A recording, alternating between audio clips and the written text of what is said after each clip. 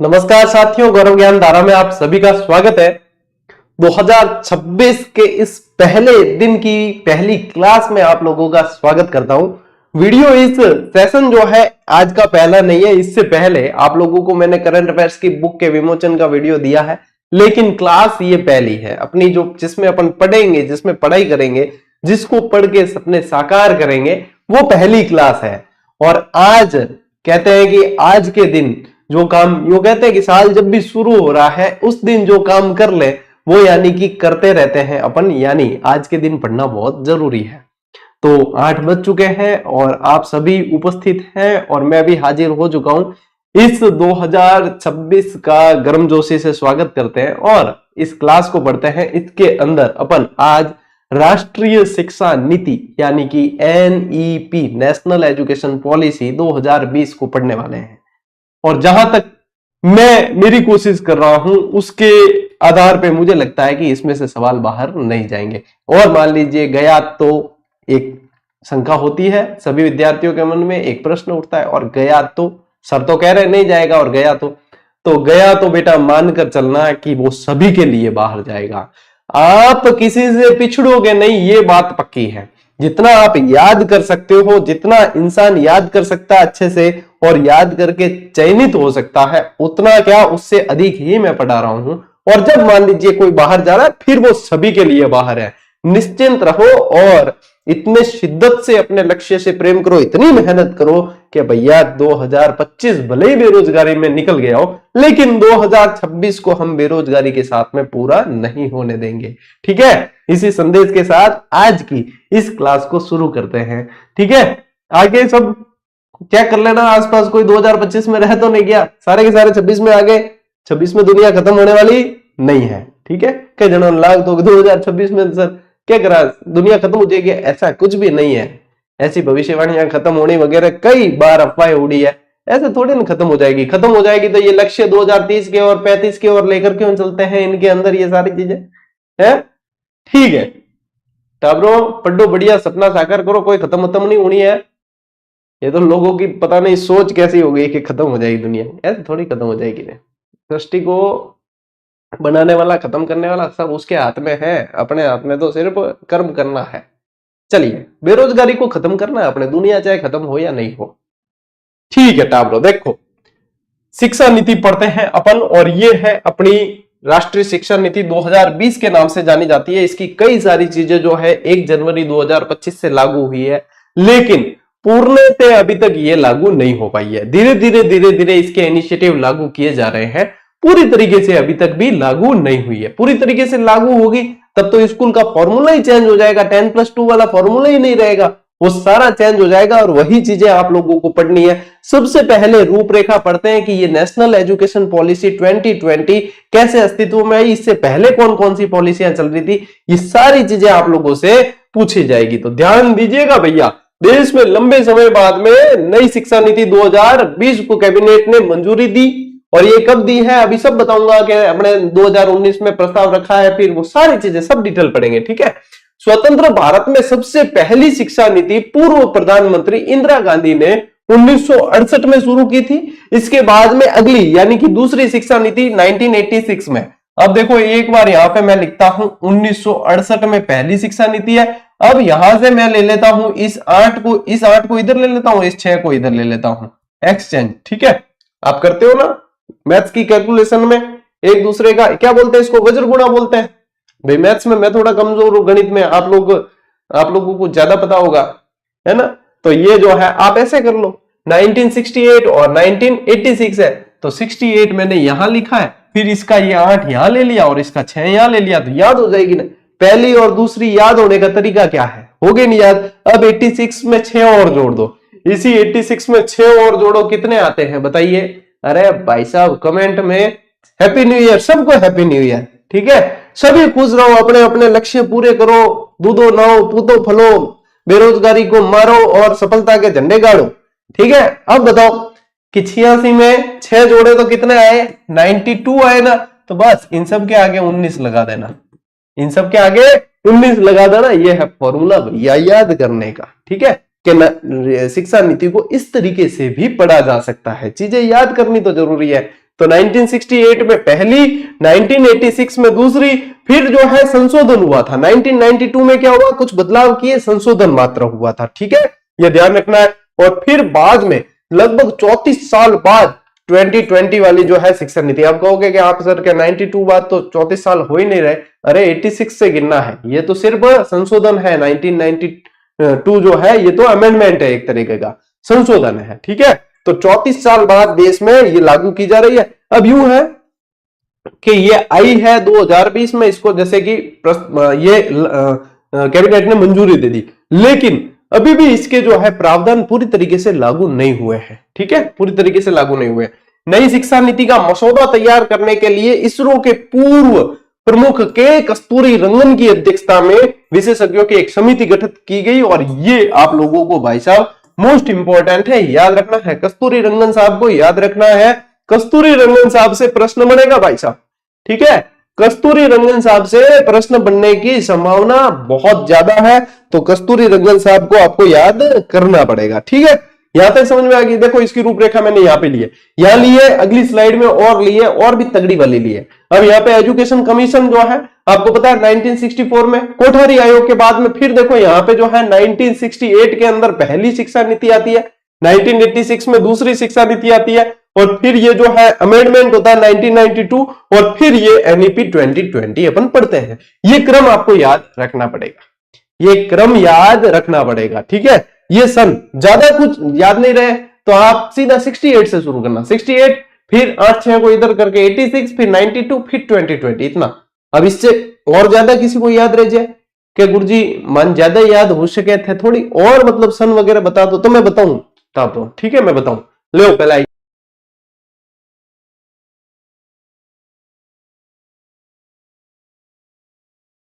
आप बताओ, देखा कमेंट करके, क्योंकि मेरे यहां से बताता है कि एकदम ओके चल रही है, आप कहते हो कि अटक गई।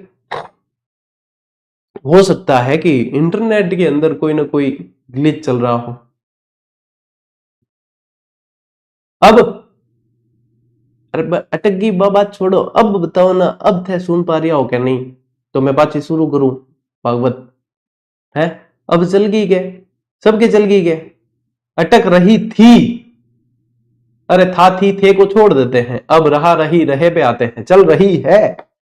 ठीक है, ओके, करेंगे क्लास शुरू, चल आगे। ठीक, देखो कट हो में, हाँ, मई 2019 में राष्ट्रीय शिक्षा नीति का मसौदा जो है कैबिनेट में प्रस्तुत किया गया है। यहां कैबिनेट को प्रस्तुत किया लेकिन पास नहीं हुआ। 29 जुलाई 2020 को इस मसौदे को केंद्रीय कैबिनेट ने मंजूरी दे दी, और यह शिक्षा नीति की 21वीं सदी की पहली शिक्षा नीति है। कब मंजूरी दी है ये ध्यान रखना आप, मंजूरी दी है 29 जुलाई 2020 को, 2020। ठीक है, 29 जुलाई 2020 को। नई शिक्षा नीति के तहत देश की कुल जीडीपी का 6% हिस्सा शिक्षा पर खर्च किया जाएगा। कुल जीडीपी का हिस्सा भी पूछ सकते हैं आपको, 6% हिस्सा जो है ये शिक्षा पर खर्च किया जाएगा, ये याद रखना, बढ़िया प्रश्न बनेगा इसमें से। फिर देखो, मानव संसाधन विकास मंत्रालय एमएचआरडी ने 1 जनवरी 2025 से नई शिक्षा नीति के अभूतपूर्व कार्य किए, यानी कि कई सारे कार्य इस समय 1 जनवरी 2025 से लागू कर दिए गए, लेकिन पूरी तरीके से अभी तक भी लागू नहीं हुई है। 1 जनवरी 2026 को मैं ये क्लास ले रहा हूं, तब तक भी पूरी तरीके से लागू नहीं हुई है। इसमें क्या है, पार्शियली ही करेंगे इसको, धीरे धीरे ही लागू किया जाएगा। बात ही रुकी के क्लास चले, कमेंट बॉक्स बहुत स्लो हो जाता है ना, तो मुझे थोड़ा सा भय लगता है कि कहीं वापस रुक गई क्या। ये विद्यार्थी बहुत आजकल मन लगा के पढ़ने लग गए हैं, ये बहुत मतलब तल्लीनता से पढ़ते हैं, तो कोई कमेंट नहीं आता है, तो मुझे लगता है कि तो पता चला गया कि क्या ध्यान चल रही कि नहीं चल रही। पक्ष मतलब है थोड़ी बतावे क्या, नहीं चल रही है सर, हम तो पढ़ रहे थे ढंग से। तो मैं भी चाहता यही हूं कि पढ़ो आप ढंग से, लेकिन कमेंट बॉक्स रुक जाता है तो लगता है कि पढ़ रहे हैं, क्लास दिख रही कि नहीं दिख रही। हाँ ठीक, चाल बात ठीक है, ओके, झंकार उठवा दो। अब देखो, विशेष रूप से ध्यान रखना, मानव संसाधन विकास मंत्रालय एमएचआरडी जो है, इसका नाम बदलकर अब शिक्षा मंत्रालय कर दिया है। अब इसका शिक्षा मंत्रालय क्या, पहले भी शिक्षा मंत्रालय नाम था। ठीक है, हालांकि पहले यह मंत्रालय शिक्षा मंत्रालय ही था, जिसका 1985 में नाम बदलकर क्या किया था, मानव संसाधन विकास मंत्रालय किया था। अब वापस क्या हो गया है? शिक्षा मंत्रालय। ये वैसे ही पद्माक्षी योजना की तरह, क्या बीच में इंदिरा प्रियदर्शिनी योजना हुआ, फिर वापस पद्माक्षी योजना कर दिया, किया वैसे का वैसे ये MHRD का भी नाम है, ठीक है, मानव संसाधन विकास मंत्रालय। तो यहां तक बात क्लियर हुई। अब देखो यहां पे थोड़ा सा आपको दिखेगा कम, क्योंकि ये मुझे तो दिख रहा है, मेरे 6/6 आई साइट नहीं है, फिर भी दिख रहा है कि गुरजी थान तो देखी वो बोर्ड मते पड़े है? तो यहां पे जो है अरे टबर लास्ट स्लाइड में कोठारी आयोग आयो तो ना, अब पाछो बताऊं, चिंता ही मत कर। सबसे पहले देखो यहाँ पे 1948-49 में यूनिवर्सिटी एजुकेशन कमीशन, ये पूरी टाइमलाइन है इसकी, ठीक है, ये पूरी brief history of national education policy 2020 है। 1948-49 में नेशनल एजुकेशन कमीशन है, फिर 1952-53 के अंदर सेकेंडरी एजुकेशन कमीशन आता है, सेकेंडरी एजुकेशन कमीशन बनता है।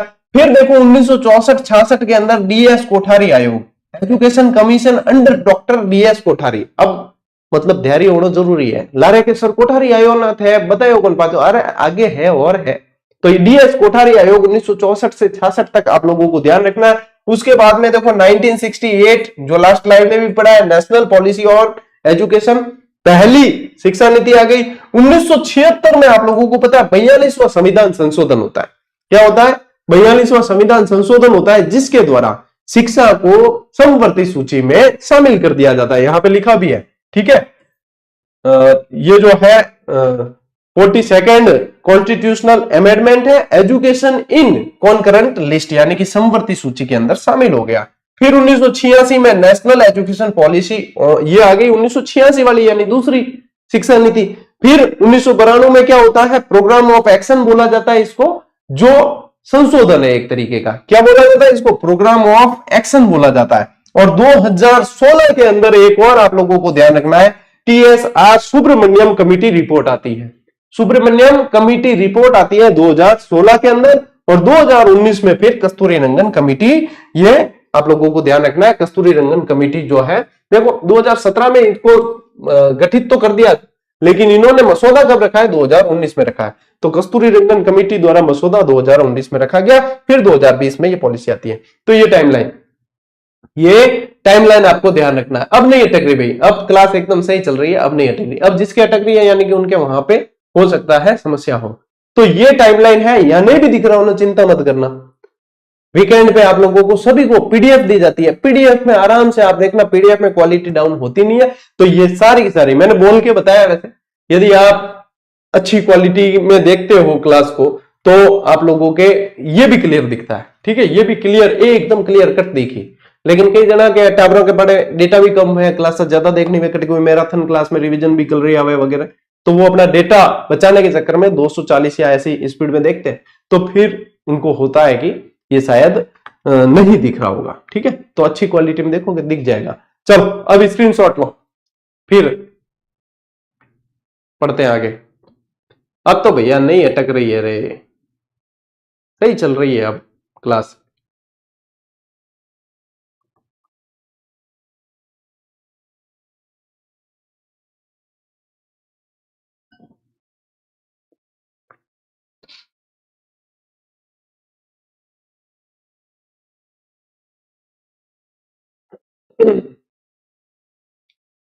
हाँ वो बात एक ही है कि नेशनल NEP और NP एक ही है, नेशनल पॉलिसी ऑन एजुकेशन कह दो या नेशनल एजुकेशन पॉलिसी कह दो। ये आपको ध्यान रखना है कि आपको NEP 2020 के नाम से प्रश्न पूछा जाएगा।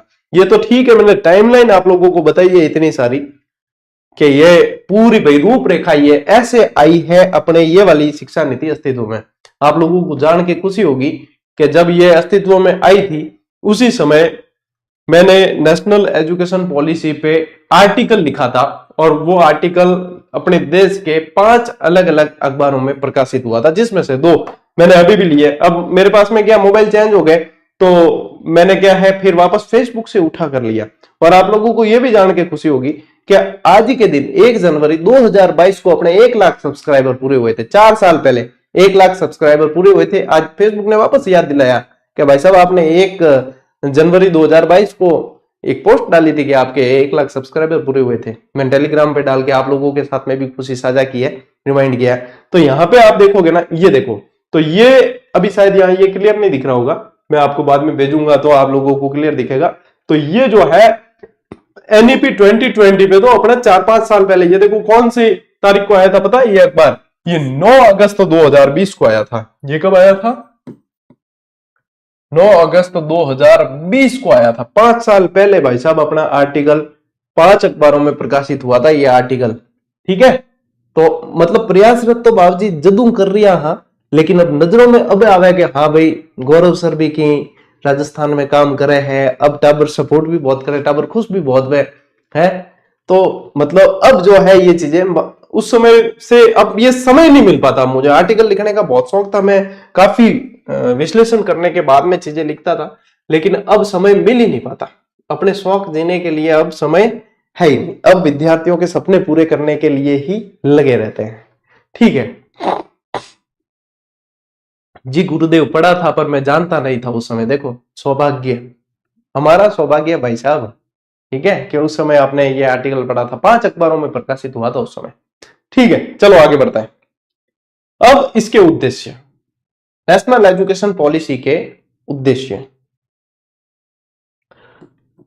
उच्च शिक्षा में सकल नामांकन अनुपात को बढ़ाना, जिसमें 2035 तक व्यावसायिक शिक्षा के 26.3% से बढ़ाकर 50% किया जाएगा। ठीक है, व्यावसायिक शिक्षा के। अब यहां पे ये ध्यान रखना है 2035 तक का लक्ष्य लिया है। अब कौन अफवाह उड़ा रहा था कि 2026 में दुनिया खत्म हो रही है, जब खत्म ही हो रही होती तो फिर 26 तक का लक्ष्य नहीं लेते, 35 तक का लिया इन्होंने, है। तो यहां पे ये ध्यान रखेंगे 2035 तक व्यावसायिक शिक्षा का जो है 26.3% से बढ़ाकर लक्ष्य रखा गया है 50% तक। ठीक है, सभी को शिक्षा उपलब्ध कराना। और ड्रॉप आउट क्या होता है बताओ? ड्रॉप आउट किन कहवे? ड्रॉप आउट क्या होता है? ड्रॉप आउट यानी कि कोई बच्चा है जिसका नामांकन विद्यालय में हुआ और फिर वो है किसी न किसी तरीके से विद्यालय नहीं आ पा रहा है, या फिर वो विद्यालय से वंचित रह रहा है पूरी तरीके से। ठीक है, तो उनका वापस नामांकन करना, वो ड्रॉप आउट है। स्कूल में मतलब गैप आ गया एक तरीके से। ठीक है, बीच में स्कूल छोड़ी है किसी भी कारण से, तो वो ड्रॉप आउट में आते हैं। अब ड्रॉप आउट मान लीजिए किसी पंचायत के अंदर कोई बच्चे हैं, तो वो पंचायत उजियारी पंचायत में नहीं आती।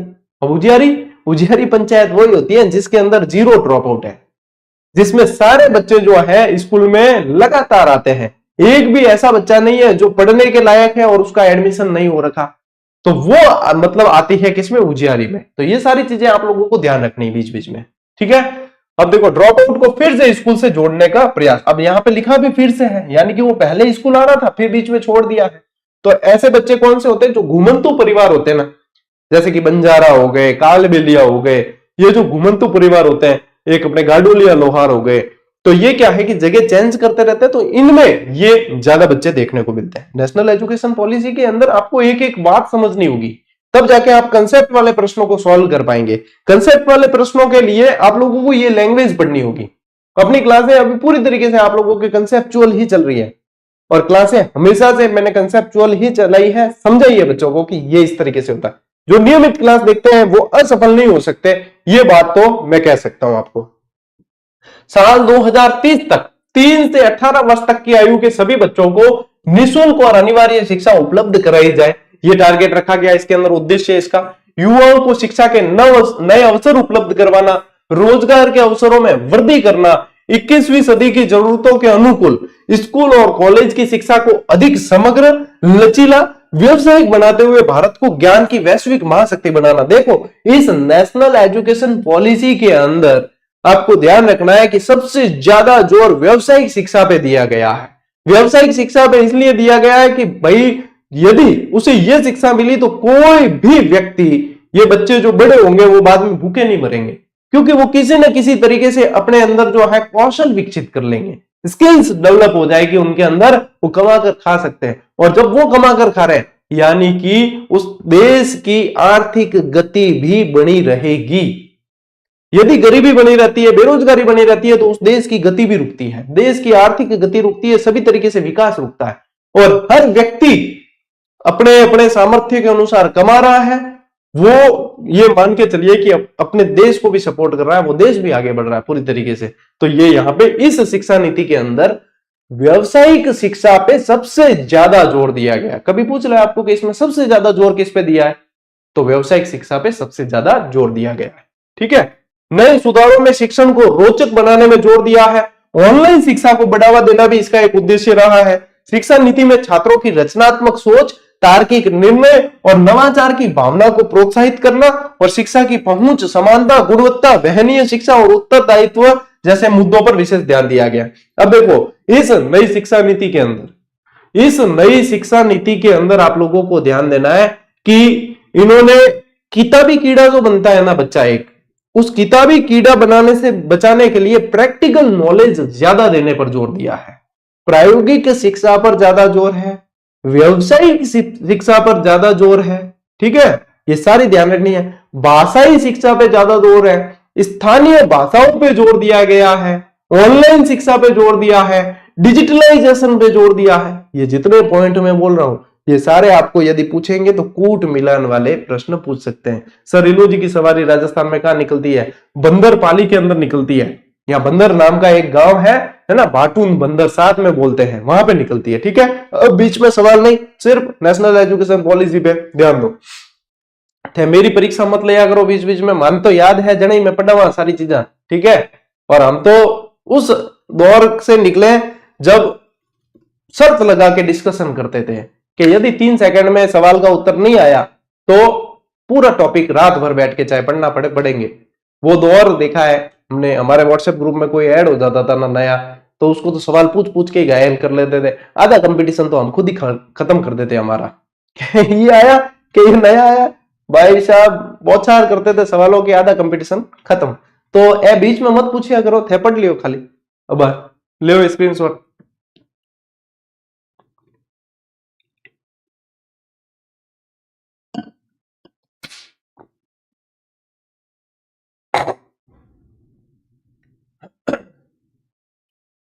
चलो, स्कूली शिक्षा में सुधार। अब यहां ये आप लोगों के लिए मेन मुख्य स्लाइड है, ये मुख्य स्लाइड है। ठीक है, अब इसमें क्या किया गया, इसमें पूरा पैटर्न ही चेंज कर रहे हैं।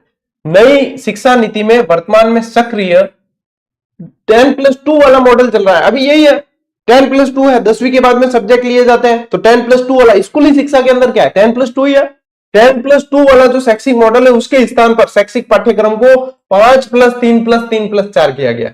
5+3+3+4 में डिवाइड किया गया, ये सबसे मुख्य चीज है।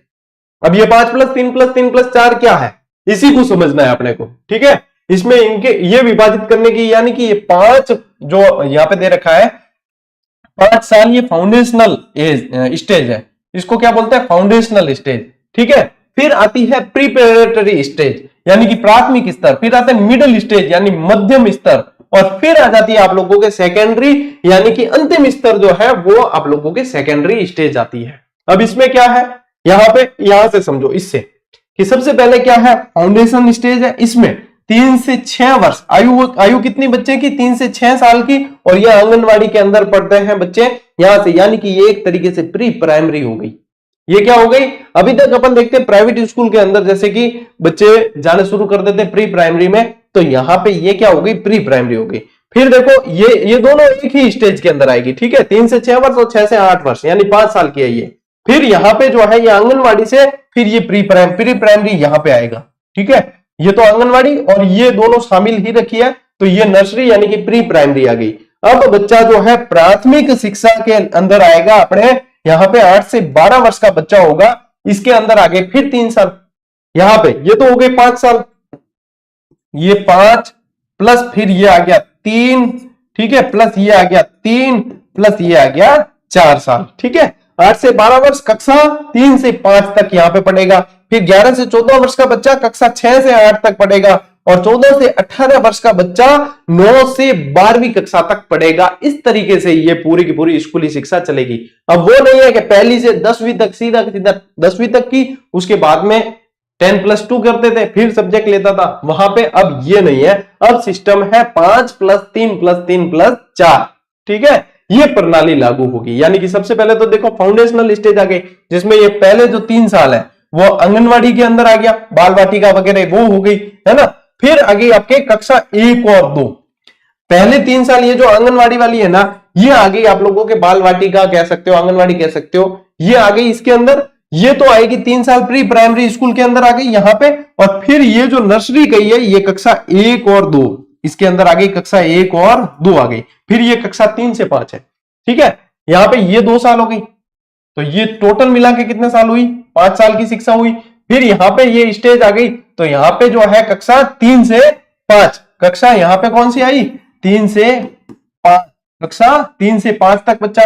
फिर यहां पे आ गई क्लास 6 to 8, फिर यहां पे आ गई 6 to 8 क्लास आ गई। और फिर 9 से 12, फिर 9 से 12, इस तरीके से ये इसको डिवाइड किया गया, इस तरीके से विभाजित किया। ये फॉर्मूला ही आप लोगों को ध्यान रखना है।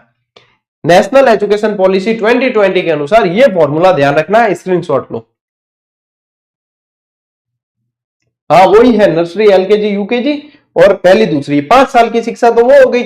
उसके बाद में जो है फिर तीसरी से 5 हुई, उसका एक अलग चरण बना दिया है। फिर आगे आप लोगों के तीसरी से 5वीं हो गया, फिर छठी से 8वीं एक चरण बना दिया है। इस तरीके से ये एजुकेशन पॉलिसी काम करेगी। चलिए आगे बढ़ते हैं। अब देखो उच्च शिक्षा व्यवस्था में भी कुछ सुधार किए गए हैं। उच्च शिक्षा व्यवस्था में क्या सुधार किए हैं कि बहुस्तरीय प्रवेश एवं निकासी, मल्टीपल एंट्री एंड एग्जिट। इस शिक्षा नीति से पहले की नीति के अंतर्गत 3 या 4 वर्ष के डिग्री कोर्स में यदि कोई विद्यार्थी किसी कारणवश बीच में पढ़ाई छोड़ देता है तो उसे डिग्री नहीं मिलती है। अभी तक भी यही हो रहा है कि उसे डिग्री नहीं मिलती थी, जिससे पढ़ने का कोई महत्व ही नहीं रहता था। मान लीजिए बीच में किसी ने कॉलेज छोड़ दी तो उसे डिग्री नहीं दी जाती। नई शिक्षा नीति में परिवर्तन किए गए हैं, इस चीज में परिवर्तन किया। यदि 1 साल की पढ़ाई पर किसी ने छोड़ दिया, 1 साल की उच्च शिक्षा 12वीं के बाद की बात हो रही है, 1 साल उसने की, उसके बाद में उसके कोई काम आया, उसने छोड़ दिया, तो उसे जो है कुछ भी नहीं मिलेगा, ऐसा नहीं है। अभी तक तो यही हो रहा है कि कुछ भी नहीं मिलता। अब इसको क्या दिया जाएगा, सर्टिफिकेट दिया जाएगा उस 1 साल के लिए। 2 वर्ष की पूरी कर दी है तो डिप्लोमा दिया जाएगा, और 3 या 4 वर्ष की कर लेता है यानी कि पूरी कर लेता है तो उसको डिग्री दी जाएगी। तो इस तरीके से इसको यानी कि जितना पढ़ा है उतना उसका महत्व रहेगा, जितना उसने पढ़ लिया उतना महत्व रहेगा। ये मेन मुख्य बदलाव है साथियों, ध्यान रखना है, यहाँ पे गलती करने की जरूरत नहीं है। एकेडमिक बैंक ऑफ क्रेडिट, इसमें क्या है, इसमें विभिन्न उच्च शिक्षण संस्थाओं से प्राप्त अंकों का क्रेडिट को डिजिटल रूप से सुरक्षित रखा जाएगा और अलग अलग संस्थानों में छात्र के प्रदर्शन के आधार पर प्रमाण पत्र दिए जाएंगे। ठीक है, ये भी बात सही की है। इसके अंदर जो छात्र हायर एजुकेशन नहीं चाहते उनके लिए ग्रेजुएशन डिग्री 3 वर्ष की है, किंतु जो शोध अध्ययन करने वालों के लिए ग्रेजुएशन डिग्री 4 वर्ष की रहेगी। कि जिनको शोध करना है, उच्च अध्ययन करना है, तो उनके लिए डिग्री 4 वर्ष की है। जो नहीं चाहते कि उनको सिर्फ ग्रेजुएशन करनी है, उनको 3 वर्ष की ही करनी है। ठीक है, और पोस्ट ग्रेजुएशन कोर्स में 1 वर्ष बाद पढ़ाई छोड़ने का ऑप्शन रहेगा तथा इसमें 5 साल का संयुक्त ग्रेजुएट मास्टर कोर्स लाया जा रहा है। क्या संयुक्त, अब जैसे आपके होती है ना बीए बीएड साथ में हो रही, संयुक्त हो रही है, वैसे कि वैसे आप लोगों के यदि सीधे उसको एमए भी करनी है मान लीजिए बीए के साथ, तो 5 साल का ऐसा संयुक्त ग्रेजुएट मास्टर कोर्स आएगा। ठीक है, ये और कोई के पोस्ट ग्रेजुएशन में किसी ने एडमिशन लिया और पोस्ट ग्रेजुएशन के अंदर वो 1 साल बाद छोड़ना चाहे तो भी ऑप्शन उसके पास में रहेगा। यानी कहीं भी वो सोच रहा है कि मैं अब ये पढ़ाई छोड़ के और धंधा करूंगा या कहीं पे सेट हो रहा हूं, तो वो बीच में छोड़ेगा, तब तक भी उसको जो है वहां पे कुछ ना कुछ मिलेगा, प्रमाण पत्र कुछ ना कुछ मिलेगा। ठीक है, सभी विश्वविद्यालय जैसे कि केंद्रीय विश्वविद्यालय, राज्य विश्वविद्यालय, डीम्ड विश्वविद्यालय और प्राइवेट विश्वविद्यालय के लिए समान नियम रहेंगे कि अब तक जो अलग अलग थे वो अब इनके लिए समान नियम हो जाएंगे। विश्वविद्यालय अनुदान आयोग यूजीसी, अखिल भारतीय तकनीकी शिक्षा परिषद और national council for technical education को समाप्त कर रेगुलेटरी बॉडी बनाई जाएगी। ठीक है, इन सभी को समाप्त करके रेगुलेटरी एक बॉडी बनाई जाएगी, उसके अनुसार काम होगा। ठीक, ये सारा का सारा कहां पे बदलाव हुआ है, देखो ये वाला तो मैंने बताया आपको स्कूल एजुकेशन 10, ये 12वीं तक का हो गया 10+2 वाले मॉडल को चेंज करके 5+3+3+4 वाला मॉडल है। और यहां पे आ गए अपन, तो ये है हायर एजुकेशन, उच्च शिक्षा है भाई साहब। उच्च शिक्षा के अंदर ये बदलाव किए गए हैं। ठीक है, हाँ एमफिल वाला जो बताऊंगा अभी आगे, कुछ भी नहीं छोड़ेंगे, एमफिल को खत्म किया वो भी बताएंगे। अब देखो ये स्क्रीनशॉट ले लो पहले।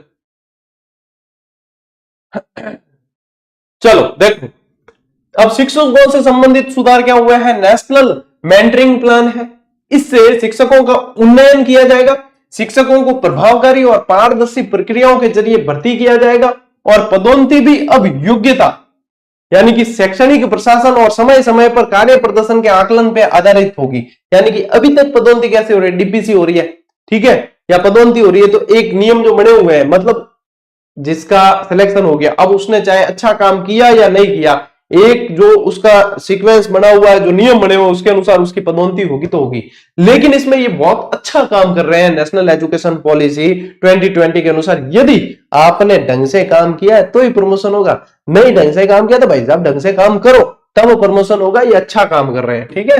शिक्षकों के लिए राष्ट्रीय अध्यापक शिक्षा परिषद द्वारा वर्ष 2022 तक राष्ट्रीय प्रोफेशनल मानक तैयार किया गया और प्रत्येक स्कूल में शिक्षक छात्रों का अनुपात 30:1 से कम हो तथा सामाजिक आर्थिक रूप से वंचित बच्चों की अधिकता वाले क्षेत्रों में स्कूलों में यह अनुपात 25:1 से कम हो, यानी 25 बच्चों पर एक मास्टर, और यहाँ पे सामान्य जगह है 30 बच्चों पे एक मास्टर, ये अनुपात कम से कम रहना चाहिए, ठीक है।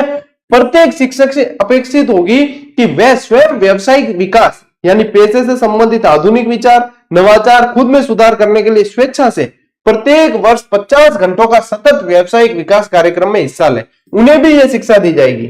जब उन्हें शिक्षा दी जाएगी तभी तो वो बच्चों को सिखाएंगे। तो ये आप लोगों को ये भी ध्यान रखना है, ठीक है। अब देखो, शिक्षकों को गैर शिक्षण गतिविधियों जैसे कि जटिल प्रशासनिक कार्य, मिड डे मील से संबंधित कार्यों में शामिल न करने के भी सुझाव दिए हैं। अब होता हकीकत में आप लोगों को बताऊं, अब मान लीजिए किसी स्कूल में 5 टीचर का या 6 टीचर का स्टाफ लगा हुआ है, उसमें हकीकत ये हो रहा है कि एक टीचर तो पोषाहार संभालने में ही चला जाता है। पहले पूरी सब्जी लानी है, आटा दाल नमक वगैरह जो भी खत्म हुआ वो व्यवस्था करनी, उसके बाद में मान लीजिए दूध भी लाना है, योजना चल रही है तो दूध के लिए व्यवस्था करनी है, उसके बाद में गैस की टंकी खत्म हो गई या नहीं हुई ये व्यवस्था करनी है, आटा पिसा या नहीं पिसा ये करनी है, उसके बाद में उन सभी चीजों को जो है रिकॉर्ड में संधारित करना होता है। तो मतलब एक मास्टर तो आप मान के चले कि पोषाहार के अंदर लग जाता है, दूसरा एक मास्टर कोई ना कोई बीएलओ होता है या ऐसे काम, अभी देख लो बीएलओ की सबकी ड्यूटी लगी थी, है ना। तो ये सारे काम हो गए। एक फिर जो है बहुत सारी ऐसी डाक मंगा दी जाती है स्कूलों में, रनिंग स्कूल में, कि फलानी डाक भेजो अभी का अभी, ये अर्जेंट अर्जेंट। 6 मास्टरों का भी यदि स्टाफ लगा हुआ है स्कूल के अंदर तो इन सभी काम में मिला के 2 मास्टर तो इसमें बिजी रहते हैं। तो यानी कि ये काम करना बहुत जरूरी है इसके अंदर, कि गैर शैक्षणिक कार्यों में लगाना ही नहीं है। फिर अपन कहते हैं, फिर तुलना करते हैं लोग कि प्राइवेट स्कूल में तो क्या है, या पढ़ाई में देखो ऐसे हो रहा है वैसे हो रहा है, तो गवर्नमेंट स्कूल में तो और योग्य टीचर लगे, एग्जाम देकर लगे, लेकिन उनके पास में गैर शैक्षणिक कार्य कितने हैं, दिए कौन, देता कौन है, सरकार देता है गैर शैक्षणिक कार्य। उन्हें शुद्ध रूप से पढ़ाने दिया जाए तो वो तो ऑलरेडी योग्य टीचर है। तो ये कई सारी चीजें जो लोग नहीं देखते हैं, और ये यहाँ पे मुझे बहुत अच्छा लगा कि ये जो है ये करना बहुत जरूरी है। इन सभी के लिए या तो अलग से भर्ती निकाल देनी चाहिए। मेरा एक सजेशन है सरकार को कि एक पोस्ट क्रिएट की जाए हर स्कूल के अंदर, इन सब कार्य के लिए एक पोस्ट। बहुत बेरोजगार है, यदि उनमें सैलरी कम रख के भी दी जाए, 10-15 हजार सैलरी यदि फिक्स कर दी जाए कि इतनी सैलरी देंगे, तो भी बहुत बेरोजगारी है, लोग फॉर्म भरेंगे, लोग लगेंगे, कार्य भी सही ढंग से होगा, शिक्षा भी सही ढंग से बटेगी और बिल्कुल व्यवस्थित तरीके से आगे ये सब चल सकती है। एक पोस्ट क्रिएट कर देनी चाहिए कि जो पढ़ाने वाले शिक्षक है उनको ये कोई मतलब काम नहीं करना है, भले इसमें योग्यता कम रखी जाए, 10वीं 12वीं रख दे, तो वो व्यक्ति भी ऐसे सारे डाक बनाने संबंधित है, पोषाहार है, बीएलओ है, बाकी जितने काम है, तो ये आवाज पता नहीं उन तक आगे तक जाती नहीं है। ये सजेशन मैं देना चाहूंगा कि एक पोस्ट क्रिएट की जाए हर स्कूल के अंदर जो इन सभी अदर वर्क के लिए, गैर शैक्षणिक कार्यों के लिए, ताकि शिक्षक बिल्कुल अच्छी तरीके से पढ़ा सके, उनके ऊपर गैर शैक्षणिक कार्यों का दबाव नहीं हो, शिक्षा के स्तर में भी सुधार होगा और बाकी जो अन्य कार्य है वो उसके अंदर भी सुधार होगा। तो ये बात आगे पहुंचाओ आप लोगों के अंदर बहुत क्षमताएं हैं। देखो, ईसीसी शिक्षकों को प्रशिक्षित करने के लिए एनसीईआरटी द्वारा 6 माह जो आंगनवाड़ी कर्मचारी 10+2 यानी 10+2 या अधिक योग्यता और 1 वर्ष जो कर्मचारी कम शैक्षणिक योग्यता का डिप्लोमा कार्यक्रम कराया जाएगा। ठीक है, ये कार्यक्रम इनको कराया जाएगा। राष्ट्रीय अध्यापक शिक्षा परिषद द्वारा एनसीईआरटी के परामर्श के आधार पर अध्यापक शिक्षा हेतु राष्ट्रीय पाठ्यक्रम पाठ्यचर्या की रूपरेखा का विकास भी किया जाएगा। ठीक है, national curriculum framework of teacher education, इसका भी विकास किया जाएगा। और वर्ष 2030 तक शिक्षण कार्य अध्यापन के लिए न्यूनतम डिग्री योग्यता 4 वर्षीय एकीकृत बीएड डिग्री का होना अनिवार्य किया जाएगा और संविदा शिक्षक रखने की बजाय नियमित शिक्षक भर्ती करने पर जोर दिया जाएगा। ठीक है, संविदा शिक्षक की बजाय नियमित शिक्षक रखने पर जोर दिया जाएगा। ये सारी चीजें आप लोगों को ध्यान रखनी है। किसमें है? शिक्षकों से संबंधित सुधार के अंदर आपको पढ़ना है। ठीक है, लीजिए स्क्रीनशॉट।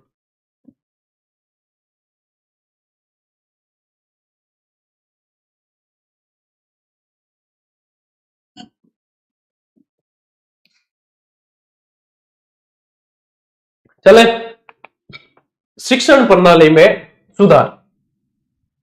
उच्चतर शिक्षा संस्थानों को उच्च गुणवत्ता युक्त शिक्षण, अनुसंधान एवं सामुदायिक भागीदारी उपलब्ध करवाने के लिए उच्च साधन संपन्न एवं बहुविषयक संस्थानों में रूपांतरित किया जाएगा। पहले सरकारी स्कूलों में प्री स्कूलिंग नहीं होती थी, अभी भी नहीं है, अभी सही ढंग से लागू नहीं हुई है, प्री स्कूलिंग वाली नहीं होती थी। बच्चा 6 वर्ष की आयु से पढ़ना प्रारंभ करता था, सीधा पहली कक्षा में एडमिशन होता। लेकिन अब 3 वर्ष से ही शिक्षा ईसीसी यानी कि early childhood care and education द्वारा प्रारंभ की जाएगी, आंगनवाड़ी के माध्यम से। वही अपन ने जो फॉर्मूला पढ़ा है 5+3+3+4, तो पहले जो है एलकेजी यूकेजी और ये नर्सरी वाला, ये फॉर्मूला अब गवर्नमेंट स्कूलों में चलेगा। LKG UKG nursery government school में होगी, पहली दूसरी होगी, तो ये 5 साल का पूरा बच्चे का कार्यक्रम है। फिर जो है दूसरी तीसरी, ऐसे तीसरी चौथी पांचवी वाला। तो पहले जहां कक्षा 11 से विषय चुन सकते थे, अब छात्रों को कक्षा 9 से विषय चुनने की आजादी रहेगी। अब 11वीं में आते हैं, 10वीं कर ली, 11वीं में सब्जेक्ट चुनते, स्ट्रीम कौन सी लेगा बच्चा 11वीं में चुनता है। अब कक्षा 9 से उसको जो है स्ट्रीम चुनने की आजादी रहेगी। कक्षा 9 से 12 की पढ़ाई में किसी विषय के प्रति गहरी समझ तथा बच्चों की विश्लेषणात्मक क्षमता को बढ़ाकर जीवन में बड़े लक्ष्य निर्धारित करने के लिए प्रेरित किया जाएगा। यानी कि इस एज से ही, इस स्टेज से ही वो सब्जेक्ट सिलेक्ट कर लेता है, तो उसकी रुचि उसके अंदर है तो वो और गहराई से उसे जान सकता है। ठीक है, ये बहुत अच्छी चीज है। 10वीं एवं 12वीं बोर्ड परीक्षाओं में बदलाव कर अब वर्ष में 2 बार सेमेस्टर प्रणाली द्वारा ऑब्जेक्टिव और सब्जेक्टिव फॉर्मेट में परीक्षाएं आयोजित करवाई जाएगी। अभी वैसे 2 बार करवाने का मैंने एक आप लोगों को वीडियो बना के भी बताया था कि करवाने का जो है 2 बार एग्जाम करवाने का मतलब स्कोर सुधार सके बच्चे, उसके लिए भी प्रावधान किया जा रहा है। तो ये सेमेस्टर प्रणाली के आधार पे ये अलग चीज है, वो अलग चीज है। ठीक है, ये ऑब्जेक्टिव और सब्जेक्टिव फॉर्मेट बता रहे हैं। एनईपी 2020 के तहत मिड डे मील के साथ नाश्ता देने की भी बात कही गई। अब बताओ, नाश्ता भी दे। अब कोई मास्टर वो पढ़ाने वाला ही है, वो अभी तक तो खाली खाने की व्यवस्था करते हो, दूध की व्यवस्था करते हो, अब नाश्ते भी करनी है। तो भाई साहब एक आदमी तो गई हो पोषाहार के अंदर ही। तो ये सारे करने के साथ साथ एक पोस्ट भी क्रिएट करनी चाहिए, बेरोजगारी भी मिटेगी, पोस्ट भी काफी सारी आ जाएगी और साथ साथ में क्या होगा कि ये गैर शैक्षणिक कार्यों से शिक्षक मुक्त रहेंगे, तो शिक्षा पे अच्छा जोर दिया जा सकेगा। शिक्षा जो है बहुत अच्छे से दी जा सकेगी। नहीं तो ये खाना नाश्ता ये इनमें ही चली जाएगी, चाय बनाओ, खाना बनाओ, नाश्ता बनाओ, है यही चीजें। अल्लाह के ब्याह चवरी भी बट मनाई बाद में कि जो 18+ हो रहे हैं उनके रिकॉर्ड रखो, इनकी शादियां भी यही स्कूल में चवरी मांड के करानी है, कई सारे ऐसी योजना भी आ जाएगी फिर। तो ये हालांकि ये मतलब मिड डे मील के साथ में नाश्ता देना एक अच्छी योजना के अंदर आता है, लेकिन मैं शिक्षकों की पीड़ा देखते हुए कहता हूँ शिक्षक क्या क्या व्यवस्था करेंगे, है? आज मिर्ची बड़े निकालो, आज कचौरी निकालो। अधिक मेहनत वाले विषयों में की पढ़ाई में लाभकारी हो सकता है क्या? सुबह के समय के पोषक नाश्ता अधिक मेहनत वाले विषयों की पढ़ाई में, यानी कि ये किस लिए है नाश्ता वाला काम? क्योंकि व्यवसायिक शिक्षा दी जा रही है ना, प्रायोगिक शिक्षा दी जा रही है। तो प्रायोगिक शिक्षा यानी कि फिजिकल एफर्ट उसमें लगेगा। तो भाई साहब टाबरों ने क्या, नाश्ता भी करो, है, खानो भी खाओ, दूध भी पियो, सब ये सारी चीजें व्यवस्था। ठीक है, लो स्क्रीनशॉट लो।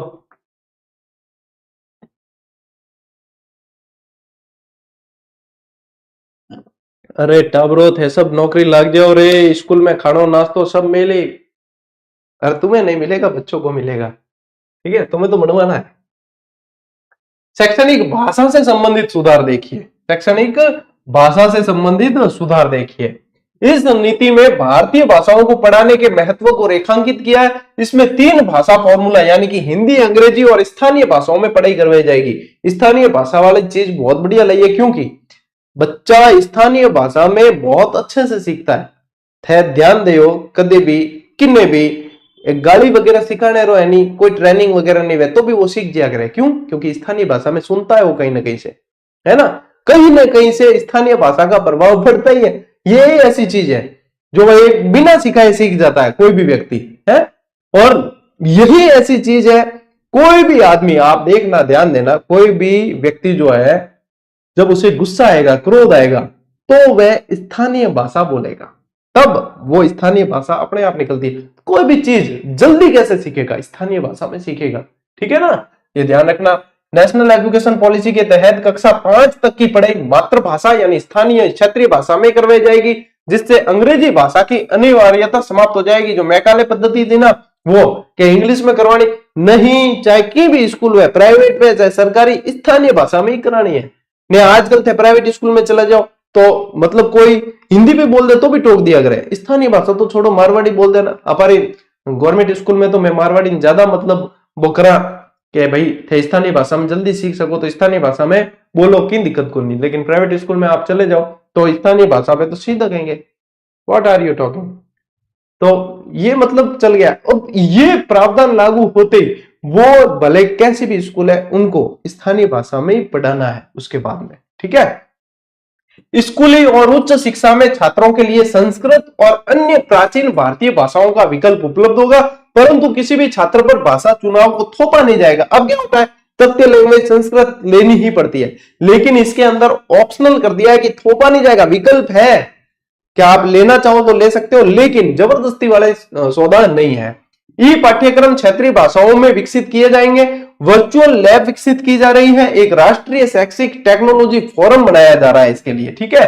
और बधिर छात्र जो कान से सुन नहीं सकते, बधिर छात्रों के लिए राष्ट्रीय और राज्य स्तर पर पाठ्यक्रम सामग्री विकसित की जाएगी। और भारतीय संकेत भाषा साइन लैंग्वेज जो होती है ना, ऐसे मतलब किसी तरीके से साइन लैंग्वेज देखा आप लोगों ने बहुत बढ़िया तरीके से, जिनको साइन लैंग्वेज की जानकारी होती है ना, वो बहुत अच्छी तरीके से इसका एक्ट करते हैं, अभिनय करते हैं। मुझे साइन लैंग्वेज नहीं आती, लेकिन मैंने साइन लैंग्वेज देखी है। कहां देखी है बता? इस बार आईपीएल में या कहीं पे ये भाषा वाला ऑप्शन था, साइन लैंग्वेज वाला भी, कि आपको कमेंट्री सुननी है तो साइन लैंग्वेज में। तो उसमें क्या है, साइन लैंग्वेज वाले टीचर होते हैं, वो ट्यूटर होते हैं, वो बोल उन जिनको नॉलेज होता है तो वो साइन लैंग्वेज में बताते हैं पूरा का पूरा। आईपीएल में ही थी शायद, तो मैंने काफी बार देखे उनको। मैं देखता कि वास्तव में कितना वो अलग तरीके से इनको कैसी ट्रेनिंग मिली होगी, कि कितना इनको सिखाया होगा कि ये चीज सीखे। और इनको देखकर वो जो बधिर होते हैं या वो सुन नहीं सकते, वो समझ जाते हैं पूरी चीज। वास्तव में ये चीजें कई बार मैं देखता हूं ना, तो मेरी सोच जो है रुक जाती है एकदम से, कि ये भी चीजें बहुत जरूरी है कि हर व्यक्ति को जीने का अधिकार है, हर व्यक्ति को मनोरंजन का भी अधिकार है। तो वो भी यहाँ से ये चीजें भी देखकर वो भी समझता है, ठीक है। तो इसको जो है मानकीकृत किया जाएगा। छठी कक्षा से वोकेशनल कोर्स शुरू किए जाएंगे। इसके तहत इच्छुक छात्रों को छठी क्लास के बाद से ही इंटर्नशिप करवाई जाएगी। बताओ, देखें अब चल गई क्या?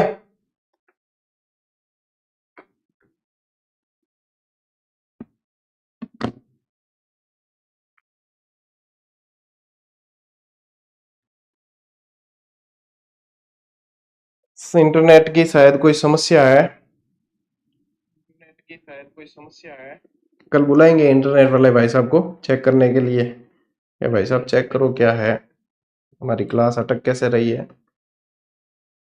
बताओ टाबरो, चाल गई के है बढ़िया। देखो आनंद आओ तो इतनी फ्लो में क्लास चलती है आज तो, मतलब अलग ही फ्लो चल रहा था और क्लास रुक गई। 1500 बच्चे जुड़े हुए थे।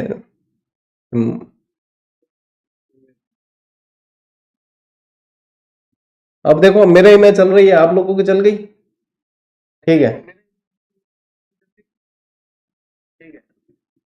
अरे थोड़ी 10-15 मिनट रही है अरे टाबरो, एनईपी पूरी कर दा, नहीं तो बस कल पढ़नी पड़ी, ठीक है। की नजर लाग ही देगी। अरे यार ये आदमी लगातार काम कैसे कर रहा है, रुकता ही नहीं है। ये नहीं तो वो, ये नहीं तो वो, नजर लाग सकेगा? ये नजर वजर कोई चीज नहीं होती है। चलो, तो देखो ये कितनी अच्छी अच्छी चीजें हैं। कई बार मेरी इच्छा होती है कि स्कूल में फिर से एडमिशन ले लिया जाए, अरबी फारसी सीखी जाए, है अलग अलग तुर्की वुर्की भाषा सीखी जाए। भारतीय भाषाओं के संरक्षण और विकास के लिए एक भारतीय अनुवाद और व्याख्या संस्थान तथा फारसी, पाली और प्राकृत भाषा के लिए राष्ट्रीय संस्थान स्थापित किया जाएगा। ये भाषा संबंधी सारी चीजें हैं। ठीक है, स्क्रीनशॉट लो भाई, आगे बढ़ा।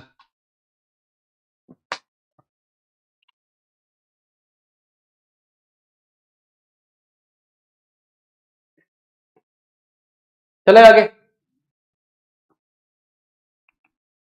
भारत उच्च शिक्षा आयोग, देखो भारत उच्च शिक्षा आयोग यानी कि higher education commission of India, इसको बोलते हैं HECI। इसको संपूर्ण उच्च शिक्षा के सर्वोच्च निकाय के रूप में गठित किया जाएगा। बहुत अच्छा प्रश्न है ये। इसमें मेडिकल और कानूनी शिक्षा को भी मेडिकल और कानूनी शिक्षा को शामिल नहीं किया जाएगा, इसके अलावा सारी आ जाएगी इसके अंदर।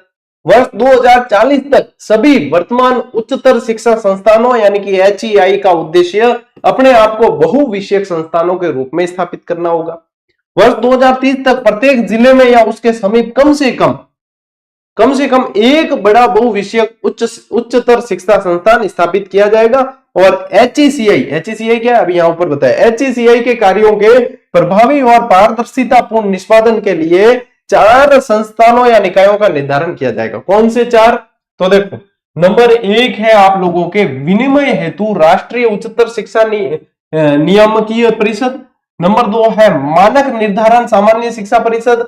नंबर 3 रहेगा वित्त पोषण उच्चतर शिक्षा अनुदान परिषद। और नंबर 4 रहेगा प्रत्यायन राष्ट्रीय प्रत्यायन परिषद। ठीक है, अब हो सकता है इनमें से प्रश्न, शायद मेरा मानना है ज्यादा पूछने की संभावना नहीं है, अभी तक जो बताया मैंने आप लोगों को वो ज्यादा पूछने की संभावना है। अब देखो, ये तो प्रमुख लक्ष्य है कि प्राथमिक विद्यालय में सभी बच्चों को बुनियादी साक्षरता और संख्यात्मक ज्ञान दिलाना वर्ष 2025 तक का लक्ष्य था। वर्ष 2030 तक पूर्व प्राथमिक से माध्यमिक स्तर तक 100% सकल नामांकन अनुपात का लक्ष्य हासिल करना। शिक्षा क्षेत्र में सार्वजनिक निवेश को बढ़ाकर GDP के 6% तक करना। ये व्यावसायिक वाला भी आपको बता दिया मैंने। ठीक है, ये भी आ गया और ये भी आ गया। लगभग ये सारे लक्ष्य मैंने आप लोगों को बता दिए। चलो स्क्रीनशॉट लो, आगे बढ़ना।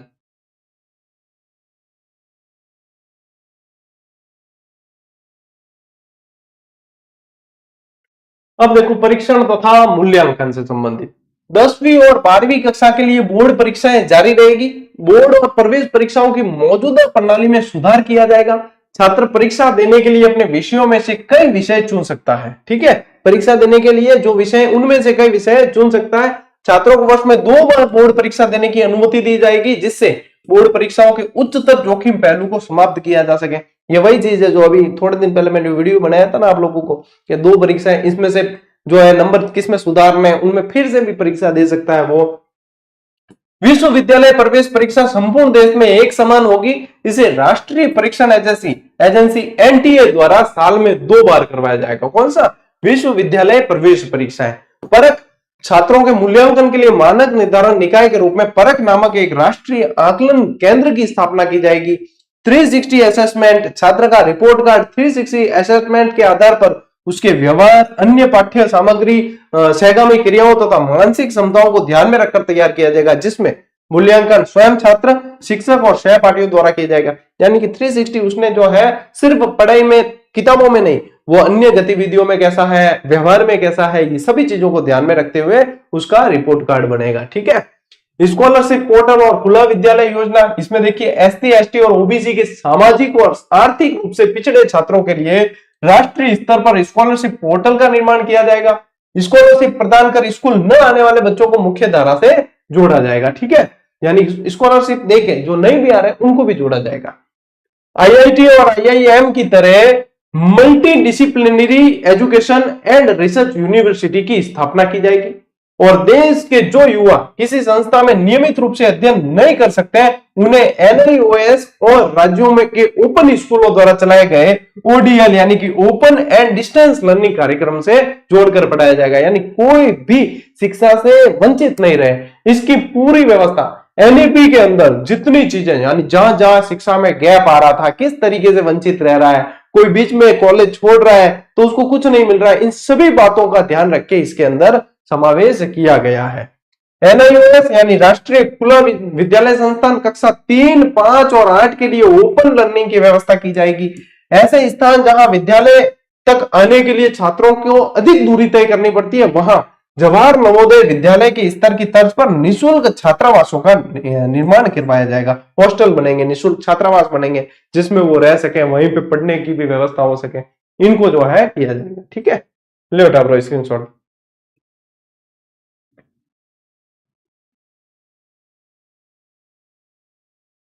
Happy new year, happy new year आप सभी को भी। Happy new year. आपका ये 2026 वाला साल बहुत सारी खुशियां और आपकी सफलता लेकर आए, यही मैं प्रार्थना करता हूं ईश्वर से। देखो, नई शिक्षा नीति में एमफिल को समाप्त किया जाएगा। ठीक है, एमफिल यहाँ पे पूरी तरीके से समाप्त हो जाएगी। पीएचडी के लिए 4 वर्षीय ग्रेजुएशन, फिर एमए, उसके बाद में एमफिल की अनिवार्यता समाप्त कर दी जाएगी। ठीक है, उसके बाद में क्या होती थी, एमफिल, वो समाप्त कर दी जाएगी। राष्ट्रीय अनुसंधान फाउंडेशन राष्ट्र में गुणवत्तापूर्ण अनुसंधान को सही रूप से उत्प्रेरित और विकसित करने के लिए तथा सभी प्रकार की वैज्ञानिक एवं सामाजिक अनुसंधानों पर नियंत्रण रखने के लिए एनआरएफ का गठन किया जाएगा। ठीक है, एनआरएफ यानी राष्ट्रीय अनुसंधान फाउंडेशन। लो स्क्रीनशॉट, आगे बढ़ेंगे फटाफट। यूं पहला के देखो, अब है ना, मैंने आप लोगों को यहां तक एनईपी पूरी तरीके से समझा दी। अब मैं इसी एनईपी का फिर से जो मोस्ट इंपॉर्टेंट पॉइंट है वो रिवीजन करवा रहा हूं आपको। ठीक है, वो रिवीजन करवा रहा हूं, जैसे कि ये जो है आप लोगों को ये मोस्ट इंपॉर्टेंट चीजें जो ध्यान में रखनी है। ठीक, अब देखिए, अभी मौजूदा ढांचा क्या है, वो ये है 10+2 वाला ढांचा है। अब नया ढांचा ये बढ़ेगा, यही मोस्ट इंपॉर्टेंट है सबसे पहले। तो देखो, ये क्या है, फंडामेंटल स्टेज है, यानी फाउंडेशन स्टेज बोला जाता है इसको। इसमें क्या है, 3 वर्ष तो आंगनवाड़ी, प्री स्कूल और बाल बाटी या बाल वाटिका कह दिया जाएगा इसको। कक्षा उम्र जो होगी 3 से 6 वर्ष, और 3 वर्ष के लिए इसमें क्या है, multi level play school type होते हैं, एक्टिविटी बेस्ड लर्निंग होगी इसके अंदर। ठीक है, और फिर जो है 2 वर्ष होगा कक्षा पहली और दूसरी, यानी कि उम्र कितनी होगी बच्चे की, 6 से 8 वर्ष। फिर आती है प्रीपरेटरी स्टेज। ठीक है, जो पढ़ाई खेलकूद से जुड़ी खोजपरक एक्टिविटी बेस्ड और इंटर एक्टिविटी लर्निंग, इसमें क्या कक्षा 3 से 5 तक रहेगी ये, और 3 वर्ष के लिए ये लागू होता है, और उम्र होगी बच्चे की 8 से 11 वर्ष। फिर आती है मिडिल स्टेज, यानी मैथ्स, साइंस, आर्ट और सोशल साइंस और ह्यूमैनिटीज में एक्सपेरिमेंट बेस्ड लर्निंग होगी इसके अंदर। इसमें भी ये 3 वर्ष के लिए है, उम्र रहेगी बच्चे की 11 से 14 और कक्षा 6 से 8। फिर आती है सेकेंडरी स्टेज, जो multi disciplinary study, critical thinking पर जोर और विषयों के चयन में लचीलापन और बच्चों की रुचि को महत्व रखते हुए करवाई जाएगी। ये 4 वर्ष के लिए, कक्षा 9 से 12, उम्र 14 से 18 वर्ष। ठीक है, अब देखो नए ढांचे में 5+3+3+4 है, ये ध्यान रखना है। आंगनवाड़ी या प्री स्कूल में 3 वर्ष जाएंगे, फिर जबकि 12 साल स्कूल में, या 3 साल यहां चले गए, फिर 12 साल स्कूल में है। ठीक है, ये ध्यान रखना। मौजूदा ढांचे में आंगनवाड़ी या प्री स्कूल में 2 वर्ष और 12 साल स्कूल में जा रहे थे, यहाँ पे फिर जो है आंगनवाड़ी और प्री स्कूल में 3 वर्ष जाएंगे, ये ध्यान रखना आपको। चलिए, इसके अलावा बड़ी बातें फिर से रिवाइज कर लेते हैं। यहां ध्यान दो। अब मानव संसाधन विकास मंत्रालय का नाम बदल के क्या कर दिया गया, शिक्षा मंत्रालय। पढ़ाई की रूपरेखा 5+3+3+4 कर दी गई है। ठीक है, और देखो, प्राथमिक स्तर पर शिक्षा स्थानीय भाषा को जोड़ने पर जोर दिया गया है, जिसमें बच्चों को उस भाषा में ज्ञान दिया जाएगा जिस भाषा में अच्छी तरह समझते हैं। पहली और दूसरी कक्षा में भाषा व गणित पर काम करने पर जोर देने की बात नई शिक्षा नीति के मसौदे में। नई नेशनल करिकुलम फ्रेमवर्क तैयार किया जाएगा, जिसमें स्कूल टीचर्स और एडल्ट एजुकेशन को जोड़ा जाएगा। बच्चों के रिपोर्ट कार्ड में लाइफ स्किल्स को जोड़ा जाएगा, जिससे बच्चों में लाइफ स्किल्स का भी विकास हो सकेगा। 10वीं और 12वीं की बोर्ड परीक्षाओं को आसान बनाया गया है। और नई राष्ट्रीय शिक्षा नीति 2020 में राष्ट्रीय परीक्षा एजेंसी की तरह से उच्च शिक्षा संस्थानों में प्रवेश के लिए कॉमन एंट्रेंस एग्जाम का ऑफर दिया जाएगा। अर्ली चाइल्डहुड केयर एवं एजुकेशन के लिए कैरिकुलम एनसीईआरटी की तरफ से तैयार होगा। इसमें इसे 3 से 8 वर्ष के बच्चों के लिए विकसित किया जाएगा। अर्ली चाइल्डहुड में वही होता है 3 से 6 वर्ष, 3 से 8 नहीं, 3 से 6 वर्ष। ठीक है, तो ये क्या है, एक तरीके से वापस अपन रिवीजन कर रहे हैं जो अपन ने पढ़ लिया। ठीक है, अब देखो ये क्या है, ये एनईपी के तहत जो स्कीम्स चला रही है सरकार, वो सारी स्कीम्स, इनमें क्या है, इनमें अपन ने जो विद्यार्थी कल्याणकारी योजनाएं पढ़ी है और नवाचार पढ़े हैं शिक्षा के, उनमें सब पढ़ लिया जो आपको पढ़ने हैं। इसके अलावा बाकी के जो नाम आ रहे हैं, नए भी आ रहे हैं, तो उनको भी याद रखना। जैसे उल्लास वगैरह अपन पढ़ चुके, देखो पीएम श्री स्कूल अपन पढ़ चुके, अपन ने समग्र शिक्षा पढ़ ली, ये प्रेरणा नहीं पढ़ी है, इसको आप ध्यान रखें। अभी उल्लास अपन ने पढ़ लिया, निपुण भारत पढ़ लिया, ठीक है, एनएमएम और एनपीएसटी ये भी एक नवाचार, विद्या प्रवेश पढ़ लिया, और विद्यांजलि, दीक्षा राइज वगैरह, ये पीएम ई विद्या ये भी पढ़ा, निष्ठा भी पढ़ा, है ना, और पीएम पोषण, ये सारे जो है इनिशिएटिव किसके अंदर है, अंतर्गत, ये है आप लोगों के गवर्नमेंट स्कीम एंड इनिशिएटिव अंदर एनईपी है, ठीक है, इसी के अंदर आए गए हैं ये, ठीक। तो चलो स्क्रीनशॉट लो, इसका भी स्क्रीनशॉट ले लो फटाफट से।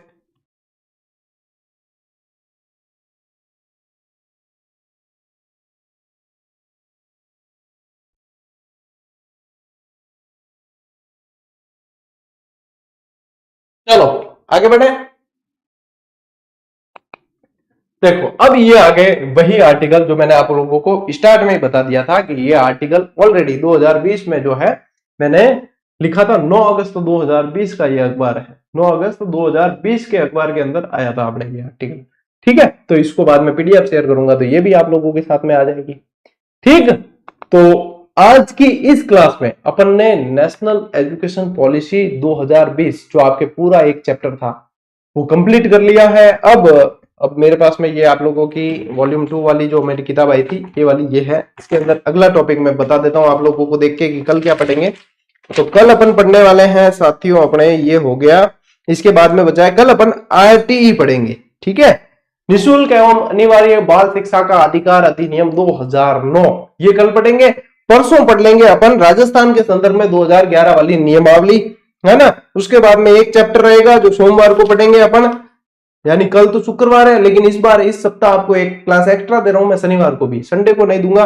फिर इसके अलावा फिर सोमवार को अपन पढ़ लेंगे राजस्थान के मान्यता प्राप्त निजी विद्यालयों में निःशुल्क प्रवेश, और हो गया आप लोगों के शैक्षिक प्रबंधन पूरा, ठीक है। उसी के साथ शैक्षिक प्रबंधन पूरा, फिर बचेगी आप लोगों के 2 क्लासें मैंने बीच में छोड़ी है, वो बचेगी, एक तो बचेगी एनएच वाली, नेशनल हाईवे वाली बचेगी, और एक खेल और खिलाड़ी वाली बचेगी, मुझे ध्यान है अच्छे से।